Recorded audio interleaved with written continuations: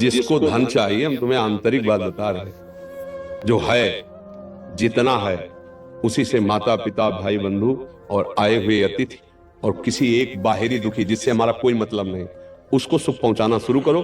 फिर देखो दरिद्रता नष्ट ना हो जाए तो हमें बता देना। किसी एक भूखे को 2 रोटी देना शुरू करो, किसी एक ऐसे दुखी को सहयोग करना शुरू करो, देखो आपकी उन्नति शुरू हो जाएगी।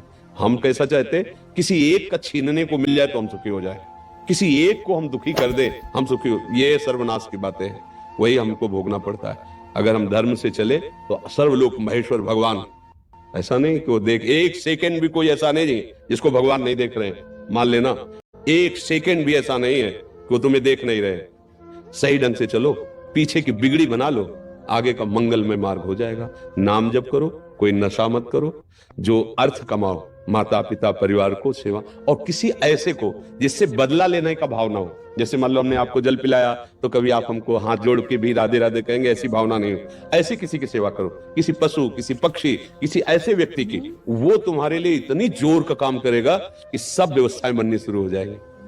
वो कैसे बनाता है समझ में नहीं आता, और जब कर्म बिगड़ जाते हैं तो कैसे बिगड़ता संभाल भी नहीं पाते। इसलिए उसको रिझा लो, सारी बात बन जाएगी। भाई वो वृद्ध कोई ऐसा भूखा प्यासा बीमार पड़ा हो, इन बातों पे लोग ध्यान नहीं देते। कोई पशु ही है, सेवा का अवसर मिला है, तन मन धन से कर दो से, उसका परिणाम जो आएगा, तो ये जो हमारे दुख हैं, विपत्तियां हैं, ये सब नष्ट हो जाएंगे यदि हम ये दृष्टि रखने लगे कि कभी मुझे सेवा का अवसर मिले। जो असहाय हैं, जो असमर्थ हैं, ऐसे मान लो पशु है, अब वो क्या कहाँ दवाई मांगेगा, कहाँ इंजेक्शन, अब उसका पैर टूट गया है, उसको ले जाएं जहां पशु अस्पताल, उसको दवाई करवाएं, उसको जब तक थोड़ा ठीक ना हो जाए तो उसको खान पान की भगवान रीत जाएंगे। सच्ची मानिए, पर ये बातें सबकी समझ में नहीं आएंगी।